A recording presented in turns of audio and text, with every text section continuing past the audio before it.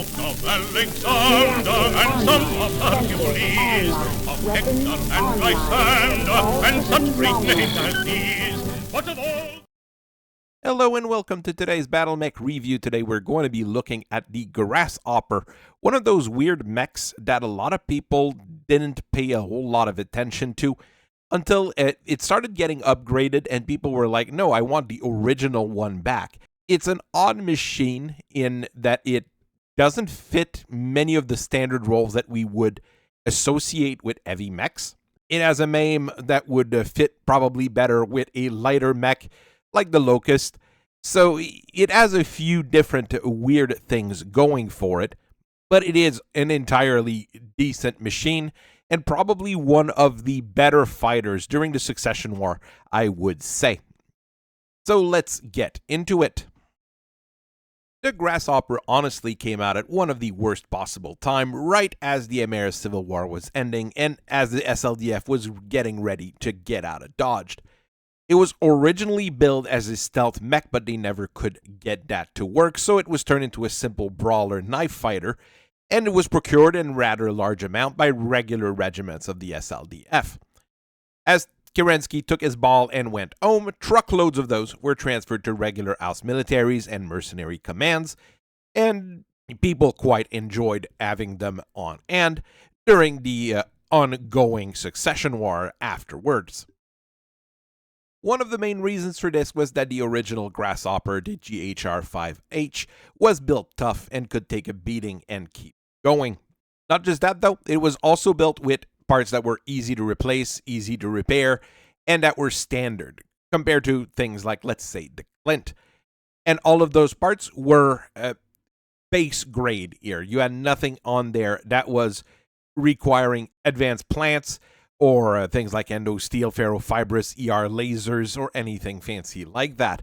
It was a basic mech meant to do basic things and was built tough enough that it could take a beating. Even with the destruction of Lantern main facilities on Bryant during the Second Succession War, the Grasshopper kept trucking, mostly because people prioritized the repair of Grasshoppers above other mechs, even more fancy or better equipped one, and that Lantern, unlike a lot of these other corporations during the Succession War, managed to keep a part of a facility open, basically so they could build spare parts as much as they could to give to whoever needed them. Even there, the Grasshopper was probably not the most common mech during the Succession War, with commanders actually being surprised when Comstar included it in their technical readout 3025. More common mechs were actually included, like the fairly comparable Guillotine 4L, which actually makes a little bit less sense until you realize that Comstar had quite a few Guillotine in reserve themselves. It might have been an odd selection of mech just to make sure that people didn't quite know what Comstar had in stock. With reintroduction of Lost Tech and the advances in technology, most people just made the Grasshopper worse and worse over time, rather than upgrading the original design. I find that rather crazy. What's even crazier is people coming into the shop and asking, well, I've got this Grasshopper, that's a brand new model, would you be able to downgrade it to the 5H standard? And this happens far more than you think. We're usually able to move around things, and sometimes you've got a new chassis that you can use, things like that, but it's probably one of the only mechs in that particular category. The original Grasshopper was actually supposed to be called Ghost Hunter in the basic stages, and it was meant to be using the same kind of stealth technology exterminators and specters were using, as Lantern had found some that had fallen off the back of a truck, let's say. The thing is, though, they never got around to making it work. Things like the Exterminator and the Spectres were highly advanced pieces of equipment, and just replicating it on a larger machine was probably not going to be super easy. Someone wanted those designs really badly, though, so they did kidnap and torture the head engineer for the Ghost Hunter, Lucia Cavalera, and, well, she revealed, kind of bullshit things about it to try to get them off the scent. There is a rumor that the Grasshopper got its last name from Lucia's last name, which it means grasshopper in Italian, or it might just have been, a rebranding of something that they already have. Who knows? This is just a fun bit of factoid. So what is a Grasshopper? Well, at 70 tons, it falls in the same category and the same weight as the two very popular Warhammer and SLDS Guillotine. The fact that it was exclusively using basic technology meant that it was kept around, and unlike the Warhammer, which had upgrades and downgrades over the year, this one was pretty standard all along. It uses a normal chassis and 13 tons of standard plates to protect you, so it's usually better armored than other designs. And it still goes at a very decent speed of around 65 kilometers per hour using a Vox 280 engine, which is, entirely too common nowadays, and Leviathan lifters to give you a jump range of about 120 meters. The entire design is kept really cool using 22 standard heat sinks, and it also fills in the internal structure really well to prevent you from getting some crippling critical hits. The fact that you don't have too much ammo on it doesn't require you to have that many heat sinks to pad things up, but it's still a very nice thing to have. Another fairly great thing about the Grasshopper is that it's really a zombie kind of design. You really have to basically blow the whole thing up if you really want to stop it. Your main gun is a Deepline HD large laser, which is mounted in the center torso. That is a very good start. Each side torso has a medium laser, and each arm has a medium laser as well. So you've got a nice distribution of your weaponry there. Your head mounts a 5-rack LRM for a ranged firepower with only 1 ton of ammo, but nowadays most people will mount specialty ammos in there just to generate some smoke or something like that. This makes the Grasshopper a very nice zombie mech, but also a very good bully. It's meant to go in, bully light mechs and medium mechs, and get them to go where you want them to go and blow up. It works really well in that particular role, and doesn't break the bank either when it gets damaged, because none of those parts, once again, are very difficult to replace. There were very few variants of the Grasshopper that were more or less official, but one that did make the rounds was the GHR-5N, which came around 30-40 or so.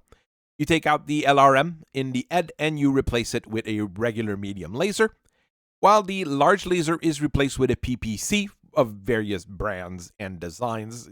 It really didn't matter to people there. So you do get more long-range firepower with that PPC, at least direct fire, and a little bit more close-range power with an additional medium laser. The heat system would be taxed a whole lot more with that, however, but this is still a fantastic upgrade that doesn't break the bank and is not too complex to do. And it's one of those things that I do have people come in asking to get this one set up instead of the 5H, when they want to downgrade one of their more modern Grasshoppers. And now starts the era of the Grasshoppers to be downgraded. The first one to really come out was the GHR-5J, which used some of the Elms Memory Core technology, but not the most efficiently, in my opinion at least. One of the first thing that is okay is replacing the large laser with an ER large laser. You do generate more heat, but you do get more range. On a thing like the Grasshopper, it is going to function normally. But then, they take out 2 of the medium lasers and replace them with an anti-missile system. It increases the defense of the Grasshopper, but it's already a very well-defended mech. Then the LRM rack in the head is replaced with a Streak 2-tube SRM with 2 tons of ammo, because Streak SRMs need a lot of ammo since they only shoot when you have a full target lock. At least, Auscarita, what they did when they got some was take out one of those tons of ammo and tie in a C3 slave in. But even there, it really, you cut down on the firepower of the machine significantly. You don't increase its mobility. You increase its survivability against one particular type of weapon. All in all, not a very good upgrade. Lexatech is a company that found that there was probably going to be an issue with that upgrade and bought a license to build Grasshoppers and made their own with the GHR6K. This one is not entirely terrible. There's quite a few good things about it. It starts by using 17 double heat sinks rather than 22 standard, so you get better cooling, even though it does take quite a bit more room, and you use an endosteel chassis to save even more weight. You use that weight to upgrade some of the weaponry, somewhat. The center torso laser is an ER large laser once again. That's a decent enough upgrade. And the medium lasers, well, it's 5 medium pulse lasers that are used there. You know me, I'm not a fan of those. But since the connectors for those are pretty easy to switch in and out, if you're getting one of those and you've got some modern parts on and putting medium X pulse lasers in, will generate quite a bit of heat, but it's going to be a very nice upgrade. All of that is tied to a C3 slave. The problem is always getting the C3 master on hand, but still. And the Ed is equipped with a Streak 4-tube SRM with 1 ton of case-protected ammo, which is more than enough. I do think this one here is the one I get the least people coming in asking to downgrade, and whenever one comes in, most of the time it's going to be for the medium pulse laser swap for medium X pulse, which is perfectly reasonable. There's an Odd Duck Jihad upgrade, the GHR7K, which packs a lot of punch, but don't ask me who actually builds them because I have no idea, and nobody actually wants to take responsibility for it. Each arm mounts a light PPC, giving you decent range and mediocre firepower, with an ER medium laser in the Ed as a backup. I'd almost go with 3 ER medium lasers instead and use the remaining weight for other things, but, you know, it's okay. Each side torso now mounts a snub nose PPC, which gives you a very nice punch at medium range. For electronics, you get a Guardian ECM and a C3 slave, so you're able to break up other C3 networks or use your own C3 networks. It's pretty decent overall. Like I said, the main problem I have with it is those light PPCs. You could probably swap them for something more efficient. But probably one of the actual issues with it is getting them sourced because, like I said, nobody actually says that they're the ones building them. Now let's look at some of the weird experimental things done at Ark Royal Mechworks by Michael Bodian, who's done quite a few odd mechs over the years, some of them being more efficient than others. The GHR-7X starts by using a torso-mounted cockpit rather than the Ed-mounted one. Then you have an endosteel chassis and a light engine, and 6 improved jump jet to give you a 180-meter jump range. All in all, you're doing a weird Grasshopper that's a little bit less survivable because of that light engine, that is a little bit more mobile because of those jump jets. Not a terrible setup. The Bloodhound active probe is used to find targets, and what you have for weapons is a pair of bombast lasers, which you can charge to whichever strength you need to fire them, and a Ed-mounted medium pulse laser for more accurate short-range power. I don't think this is a fantastic design. It is experimental for a reason, but it was built in small enough amounts that we can't say it's a production model, but large enough amounts that people have gun cam footage of them. The design was popular enough, though, that Ark Royal started making an actual production model with the 7P. You keep most of the bases of it, so you've got that torso-mounted cockpit, a light engine, improved jump jets. But for the weapons, you go with large X-pulse lasers in each arm with a coaxial ER medium laser. A last ER medium laser is mounted in the Ed. I would probably have moved some of those medium lasers to the side torso to give it that split that the original Grasshopper had, because that actually worked fairly well. You also keep the Bloodhound active probe, which is very useful for finding targets and doing recon work. Not a super common machine, and this one, if it's brought in, downgrading it to another standard is a lot harder. But I've done work on them, moved medium lasers on them, basically. There are things that can be done with it. The newer modern variant of the Grasshopper is the 8K series, which is more of a sniper than a brawler. You do return to the original 5H setup, however, with 2 guns in the arms and 2 in the side torsos, but all of those are light PPCs. The center torso gun is an ER large laser still, and your ED still mounts that 5-rack LRM to give you specialty ammo support, but the ammo is now protected by case 2. Is it a terrible design? No. Will it be good at bullying medium and light mechs? Possibly. The fact that those light PPCs have a minimum range is a big limiter on them. You can't get into somebody's face and punch them and kick them like you used to on a regular Grasshopper with a thing that's meant to be a sniper.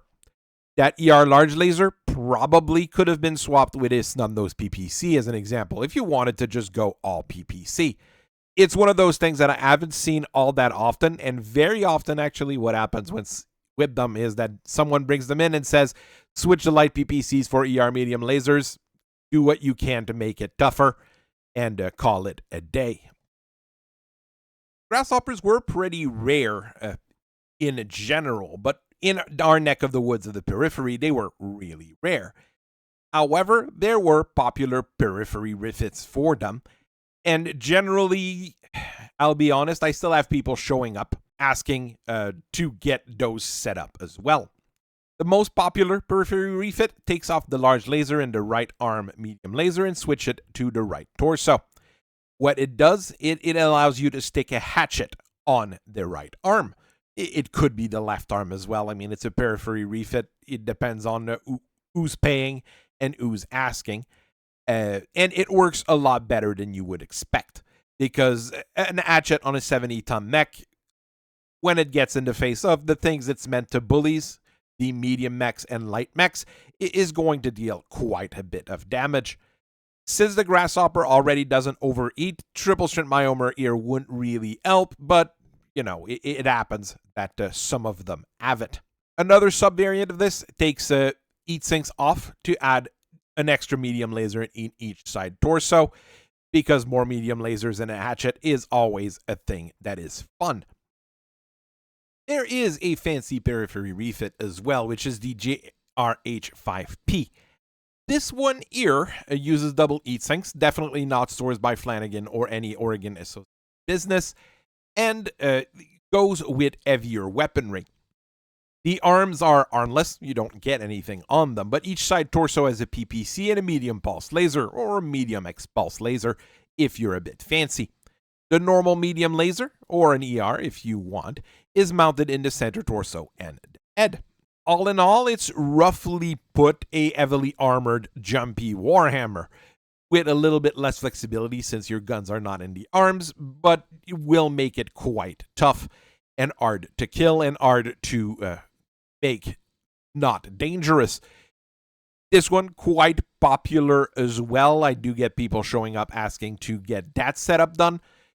It's easier to do the N version than the P version because there's less internal work to do. But it's still, you know, popular enough that we get people asking for it. And here's what we do with Grasshoppers, especially those 5Js that came into the shop asking for a downgrade, basically. Since we produce ferrofibrous and it's easily available around here, we stick ferrofibrous on it because there's room on the Grasshopper for it. We then remove the LRM5. Some people don't like that, but you follow me on this one. To get it to be replaced with the AMS from the original 5J and 2 extra medium lasers in each side torsos. Finally, we rebuild the musculature with triple strength Mechwarrior, giving you a burst of speed when needed and a burst of damage when hot enough, which you will be able to do with the amount of medium lasers that you have on that thing. The large laser can be either an ER large or a regular large laser, depending on which Grasshopper you brought in the shop, or if you want to pay for the upgrade.